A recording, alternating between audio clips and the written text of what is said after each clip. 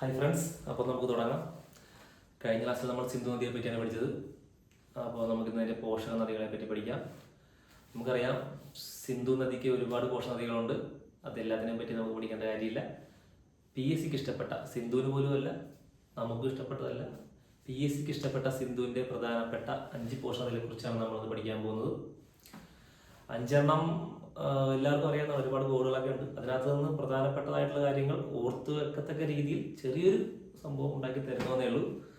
അപ്പോൾ നമുക്കറിയാം 5 ഏതൊക്കെയാണെന്ന്. സിന്ധുവിൻ്റെ പ്രധാനപ്പെട്ട 5 പോഷകനദികൾ അറിയാം. ചലം, ചിനാബ്, രവി, ബിയാസ്, സത്ലജ്. ഏതൊക്കെയാണ്?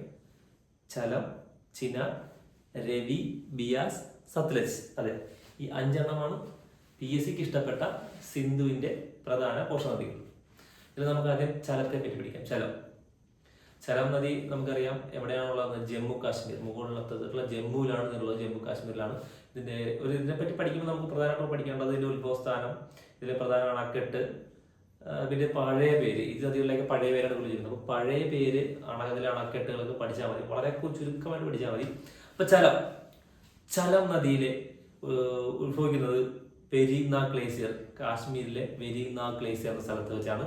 അതിലെ പ്രധാനമായിട്ടുള്ളത്, അതിലെ ജലവൈദ്യുത പദ്ധതി ഉറി ഡാമാണ്, ഉറി ജലവൈദ്യുത പദ്ധതിയാണ്. ഇതിന്റെ പഴയ പേര് വിതാസ്ത എന്നാണ്, വിതാസ്ത. ഓക്കെ, ഇത്രയും കാര്യങ്ങൾ പഠിച്ചാൽ മതി. ഇപ്പോൾ നമുക്കൊരു ഓർത്തു വെക്കാൻ വേണ്ടി എളുപ്പമായിട്ട് പറഞ്ഞുതരാം. നമ്മൾ ഓണത്തിന് നമ്മൾ ഉറിയടിക്കാറില്ല, ഉറിയടി, അതങ്ങ് ഓർത്തു വെക്കുക. നല്ലൊരു ഉറിയടി, ഒരു ഉറി കെട്ടിത്തൂക്കിയിട്ടിരിക്കുന്നു, ഇങ്ങനെ മുകളിൽ കെട്ടിത്തൂക്കിയിട്ടിരിക്കുന്നു. അപ്പോൾ അത് മാത്രം ചിന്തിച്ചാൽ ഈ ചാല നദിയെ പറ്റി പഠിക്കാം. ഉറി കെട്ടിത്തൂക്കിയിട്ടിരിക്കുന്നു മുകളിലാണ്. സോ ജമ്മു കാശ്മീരിലാണ്. അതിനകത്ത് ഉറിക്കകത്തുള്ള എന്താണ്? ചലമാണ്. സോ ചലം നദി, ഉറി ഡാം, ജമ്മു കാശ്മീർ. ഒരു ഉറി മനസ്സിൽ സങ്കല്പിക്കുക. ഒരു അടിക്കാൻ വേണ്ടി മുകളിൽ കെട്ടിത്തൂക്കിയിട്ടിരിക്കുന്നു. സോ മുകളിലായതുകൊണ്ട് തന്നെ അത് ജമ്മു കാശ്മീരിലാണ്. ആ ഉറിക്കകത്തുള്ളത് ജലമാണ്. അപ്പൊ ചലം നദിയിലാണ്. ഉറി എന്ന് പറയുന്നതാണ് അവിടുത്തെ പ്രൊജക്ട്, ജലവൈദ്യുത പദ്ധതി. പിന്നെ നമുക്ക് അതിന്റെ ഉത്ഭവം പഠിക്കണമെന്നുണ്ടെങ്കിൽ ആ ഉറിയിലൊരു നാഗം ഇങ്ങനെ തൂങ്ങി കിടക്കുന്നു വിചാരിക്കുക, ആ ഉറിയിൽ. സോ അപ്പൊ വെരിനാഗ് ഗ്ലേസിയർ, ഒരുപാട് നാഗങ്ങളുള്ളതാണ് ഈ ചലം നദി എന്ന് പഠിച്ചു വെക്കുക. സോ ഉത്ഭവസ്ഥാനം വെരിനാഗ് ഗ്ലേസിയർ, ജമ്മു കാശ്മീർ. ഇത്രയേ ഉള്ളൂ ചലത്തെ പറ്റി. അടുത്തത് ചിനാബ്. പഴയ പേരുണ്ട്, ഇതിന്റെ പഴയ പേര് വിതാസ്ത. അതോർത്ത് അതിന് കൂടെ ഒന്നും കിട്ടുന്നില്ല വെച്ചിട്ട്. സോ എന്തെങ്കിലും നിങ്ങൾ കൂടെ ഉണ്ടാക്കി പഠിക്കുക. പഴയ പേര് വിതാസ്ത, ചലം നദിയുടെ പഴയ പേര് വിതാസ്ത എന്നുള്ളതാണ്. ഉറി ഡാം, ജമ്മു കാശ്മീർ. ഇത്രയൊക്കെ മെയിൻ സംഭവമാണ്. പിന്നെ അടുത്ത് നമുക്ക് വരുന്നത് ചിനാബിലേക്ക് വരാം. ചിനാബിനെ പറ്റി പറയുകയാണെങ്കിൽ ഉത്സവ സ്ഥാനം എന്ന് പറയുന്നത് ഇതെല്ലാം കാശ്മീരിലെ ഡിബിൽ നിന്ന് ഉത്ഭവിക്കുന്നതാണ്. ഇപ്പൊ ഹിമാലയത്തിലെ ബാറാലച്ച, ചിനാബ് എന്ന് പറയുന്നത് ബാറാണെന്ന് നോക്കാതിരിക്കുക. ബാറിലൊരു അച്ച. ചിനാബ് നദി ഉത്ഭവിക്കുന്നത് ബാറിലച്ചാർ എന്നാണ്, ബാറാലച്ചാർ. ഇതിന്റെ പഴയ പേരാണ് ഏതാണ്? അസ്കിനി. ചിനാബിന്റെ പഴയ പേര് അസ്കിനി എന്നുള്ളതാണ്. ഇതിന്റെ പ്രധാന ജലവൈദ്യുത പദ്ധതികളാണ് ബഗ്ലിഹാർ, ദുർഗസ്തി, സലാൽ. ഇങ്ങനെ 3 പദ്ധതികളുണ്ട്. ബഗ്ലിഹാർ, ദുർഗസ്തി, സലാൽ. അതിൽ നമുക്ക് അങ്ങനെ ചോദിക്കാന്നുള്ളതാണ്. ഇതാണ് ചിനാബിനെ പറ്റി പറയാം. ഇപ്പൊ ചിനാബിന്റെ ഉത്ഭവസ്ഥാനം ബാറിലച്ചാറിൽ നിന്നാണെന്ന് നോക്കുക. പിന്നെ ഇതിന്റെ ബഗ്ലിഹാർ, ദുർഗസ്തി, സലാൽ. 3 പദ്ധതികൾ. പഴയകാല പേര് പറഞ്ഞത് അസ്കിനിയാണ്. അസ്കിനി ഓർത്ത് വെക്കുക. പിന്നെ വരുന്നതാണ് നമ്മുടെ നദികളിലേക്ക് വരാം. ഇത് രണ്ടും ശരിക്കും ചലവും ചിനാബും എന്ന് പറയുന്നത് രണ്ടും കാശ്മീരിന്റെ അവകാശപ്പെട്ട നദികളാണ്. നമ്മുടെ നദികൾ, അത് ഇന്ത്യക്ക് വെള്ളം എടുക്കാൻ പറ്റുന്ന നദികളാണ്, നമുക്കറിയാവുന്നതാണ്. ഇനി വരുന്നതാണ് രവി, ബിയാസ്, സത്ലജ്. എന്നീ 3 നദികളിൽ നിന്നാണ് നമുക്ക് എടുക്കാൻ പറ്റുള്ളൂ.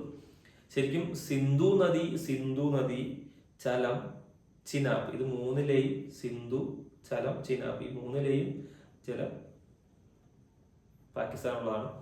രവി, ബിയാസ്, സത്ലജ്, ഇതിലെ ജലമാണ് നമുക്കുള്ളത്. ഓക്കെ, ഓർത്ത് നോക്കുക. അപ്പൊ നമുക്ക് നമ്മുടെ നദിയായ രവിയിലേക്ക് വരാം. രവി എന്ന് പറയുമ്പോൾ സിമ്പിളാണ്, കാരണം പേര് സൂചിപ്പിക്കുന്ന പോലെ തന്നെ രവി പഠിക്കാൻ വളരെ എളുപ്പമാണ്. രായുടെ കളികളാണ് രവി. രവി നദി പഴയ പേര് ഐരാവതി, രായുണ്ട്. പരുഷ്ണി, അതിനകത്ത് രായുണ്ട്. രവി പഴയ പേര് ഐരാവതി, പരുഷ്ണി, രണ്ടിലും രായുണ്ട്. ഇനി അതിൽ ജലവൈദ്യുത പദ്ധതിയിലേക്ക് വന്നാലും രഞ്ജിത് സാഗർ ഡാം, ഇത് അവിടെയും വീണ്ടും രായുടെ ഒരു മേളമാണ് രവി നദി പഠിക്കാനാണെങ്കിൽ. രവി, പരുഷ്ണി, ഐരാവതി, രഞ്ജിത് സാഗർ ഡാം, അല്ലെങ്കിൽ തെയിൻ ഡാം എന്ന് കൂടെ അറിയപ്പെടും കേട്ടോ. ശ്രദ്ധിക്കുക. ഇപ്പൊ രവിക്ക് വളരെ എളുപ്പമാണ്. രായുടെ ഒരു 8 കളിയാണ്, അതങ്ങ് ഓർത്ത് വെക്കുക. സിമ്പിളായിട്ട് കിട്ടും. രവി, ഐരാവതി, പഴയ പേര് ഐരാവതി പരിഷ്ണി ഡാം എന്ന് പറയുന്നത് രഞ്ജിത് സാഗർ ഡാം അല്ലെങ്കിൽ തെയിൻ ഡാം എന്നൂടെ അറിയപ്പെടുന്നു. ഇത് ലാഹോറിലൂടെ ഒഴുകുന്നതാണ്. ലാഹോറിന്റെ നദി എന്നൊക്കെ അറിയപ്പെടും. അത് പുറത്തൊക്കെ വായിച്ചെടുക്കുക അത്രയുള്ളൂ. അപ്പോൾ അത് രവി കഴിഞ്ഞു. ഇനിയുള്ളതാണ് നമുക്ക് ബിയാസ്. ബിയാസിന്റെ നമ്മൾ പറഞ്ഞല്ലോ, ബിയാസാണ് ഏറ്റവും ചെറിയ സിന്ധുവിന്റെ പോഷക നദി. സിന്ധുവിന്റെ അതുകൊണ്ട് തന്നെ പൂർണ്ണമായിട്ടും ഇന്ത്യയിലൂടെ ഒഴുകുന്ന നദിയും ബിയാസാണ്. മനസ്സിലാക്കുക, സിന്ധുവിന്റെ ഏറ്റവും ചെറിയ പോഷക നദി എന്ന് പറയുന്നത് ബിയാസാണ്. സോ അതുകൊണ്ട് തന്നെ ഇന്ത്യക്കകത്തായിരിക്കുമല്ലോ ഇന്ത്യയിലൂടെ ഒഴുകുന്ന സിന്ധുവിന്റെ ഏക പോഷക നദി ബിയാസാണ്. ബിയാസിന്റെ പഴയകാല നാമം വിപാസ. ബിയാസിലും സായുണ്ട്, വിപാസയിലും സായുണ്ട്. സോ സാ വെച്ച് കണക്ട് ചെയ്യാം. ബിയാസ് വിപാസ സ. ഓക്കെ, ഇത്രയുള്ള സംഭവം. നിസ്സാരമായ കാര്യങ്ങളാണ് അതിനകത്തുള്ളതല്ല. ഓർത്ത് വെക്കുക. ഇത് ഉത്ഭവിക്കുന്നത് ബിയാസ് ഉത്ഭവിക്കുന്നത് റോഹ്താങ്, കാശ്മീരിൽ നിന്ന് തന്നെയാണല്ല, റോഹ്താങ് തീർത്ഥം ഉത്ഭവിക്കുന്നത്. ഇത്രയുള്ളൂ. ഇതിന് ബിയാസിനെ പറ്റി നമ്മൾ വേദങ്ങളിലൊക്കെ അർജിക്കുജെന്നോ എന്നൊക്കെ പറയുന്നുണ്ട്. അവർക്ക് അർജിക്കുജെന്ന് പരാമർശിക്കുന്നുണ്ട് ബിയാസിനെ. ബിയാസിന്റെ വേറെ പേരുണ്ട്, നമ്മുടെ അണ്ണൻ കുളു മണാലി. ബിയാസാണ് നമ്മുടെ കുളു മണാലി തഴലിടുന്ന മെയിനാണ്. പുറത്തു നമ്മുടെ സുവാസ കേന്ദ്രങ്ങളുണ്ടല്ലോ, സുവാസ കേന്ദ്രങ്ങളിൽ പോയിട്ടുള്ളവരല്ല, അവിടെ കൂടെ ഒഴുകുന്ന നദി ബിയാസാണ്. ഓർത്ത് വെക്കുക. കുളു മണാലി തഴലിലൂടെ ഒഴുകുന്ന നദിയാണ് ബിയാസ്. പിന്നെ ബിയാസിൻ്റെതായ വേറെ കാര്യങ്ങൾ പിന്നെ ഇല്ല. പിന്നെ അടുത്തത് സത്ലജിലേക്ക് കിടക്കാം. സത്ലജാണ് സിന്ധുവിന്റെ പോഷക നദികളിൽ ഇന്ത്യയിലൂടെ ഒഴുകുന്ന ഏറ്റവും വലിയ നദി എന്ന് പറയുന്നത് സത്ലജാണ്. ഓക്കെ, ഇന്ത്യയിലൂടെ ഒഴുകുന്ന പോഷക നദികളിൽ സിന്ധു നദികളിൽ ഏറ്റവും വലുതാണ് സത്ലജ്. സത്ലജിന്റെ പഴയ പേര് ശതാദ്രു എന്ന് വിളിക്കുന്നു. ശതാദ്രുവിലെ കോടൊന്നും ഓർത്തു വെക്കാൻ പറ്റിയ സാധനങ്ങളൊന്നും ഇതിനകത്തില്ല. പിന്നെ ഫക്രാനഗർ അണക്കെട്ട് ഇതിനകത്താണുള്ളത്. മെയിനായിട്ട് പറയാനുള്ളതാണ്. ബാക്കി ഒന്നും വേറെ ഇതിനകത്തൊന്നും ഇല്ല. ഒരു കാര്യം ബിയാസിൽ അണക്കെട്ട് നമ്മൾ പറയാൻ പറ്റുപോയി. ബിയാസിലെ അണക്കെട്ടാണ് പോങ് ഡാം. ബിയാസിലുള്ളത് പോങ് ഡാം, സത്ലജിലുള്ളത് ഫക്രാനഗർ ഡാം അണക്കെട്ടാണുള്ളത്. പുറത്ത് വെക്കുക. ബിയാസിലെ പോങ് ഡാം വിട്ടുപോയിട്ട് പറയാം. അപ്പോൾ നമ്മൾ പറഞ്ഞത് സത്ലജാണ്. സത്ലജിന്റെ പഴയ പേര് ശതാദ്രു എന്നാണ് അറിയപ്പെടുന്നത്. ശതാദ്രു എന്നറിയപ്പെടുന്നു. സത്ലജാണ് സിന്ധുവിന്റെ ഇന്ത്യയിലോട്ട് ഒഴുകുന്ന പോഷക നദികളിൽ ഏറ്റവും വലുത് സത്ലജാണ്. ഓക്കെ, സത്ലജ് അത് വന്നു. അതിന്റെ ഉത്ഭവ സ്ഥാനം എന്ന് പറയുന്നത് ടിബറ്റിൽ നിന്നാണ് ഉത്ഭവിക്കുന്നത് സത്ലജ്.